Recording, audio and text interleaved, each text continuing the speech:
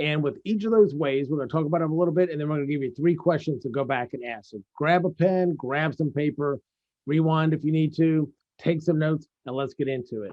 So Hmm. technique number 1 to improve your emotional intelligence, journal every day. Thoughts?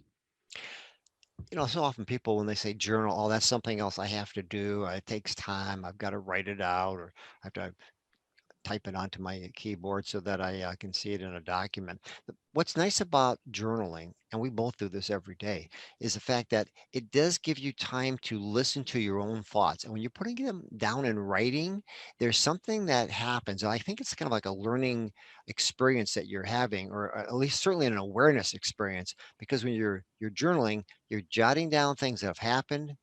You get your feelings on paper, you get your awareness levels raised because of your ability to spotlight these things you're writing down. So journaling is powerful. It does give the person a chance to just stop, slow down, and stop, and be able to just sort through their ideas and thoughts. And this is, I think, where when we distill this knowledge and information, I think this is where we really become more aware and in tune as a leader. No, I would agree with that. I mean, any day that you can kind of reflect on just your general presence, your presence, and kind of how your emotions impacted, good or bad, your Hmm. goals, your motivations, your strengths, your key aspirations. I mean, the biggest thing is, I think you mentioned about being honest with yourself, because it is an opportunity to kind of step back and kind of step out of the area and look Hmm. objectively onto what you're doing and what's going on.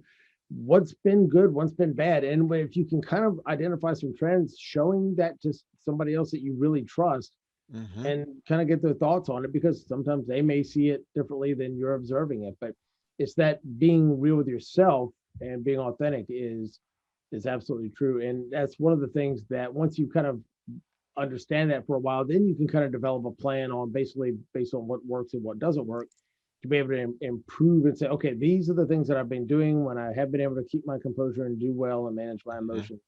And so that's a big one there, is to be able to actually not just write it down, look at it, become aware of it, be able to do something with it. Absolutely. Right on the money there, Dave. So 3 questions that I would say to ask yourself as far as for journaling every day, just ask yourself, when did I feel good today? When did I not feel good today? And Hmm. how do I act when I feel good versus when I don't feel good? So it's Hmm. all about behaviors and actions. And so that's one of the things that I was really impressed with. We're talking about tools and resources, a book by Marshall Goldsmith called Triggers. Hmm. And that is, and we'll talk about that a couple of times. Matter of fact, that's our next point, is identifying triggers. But that is a fantastic book, because it's kind of like the power of habit. It's that cue. You have something that cues you, that triggers you, and between that automatic trigger and the response, if you are aware of that, that can build in just a moment, just the briefest moment of gap. Hmm. In that gap is where you can insert your conscious decision making, and that's where you can really control that.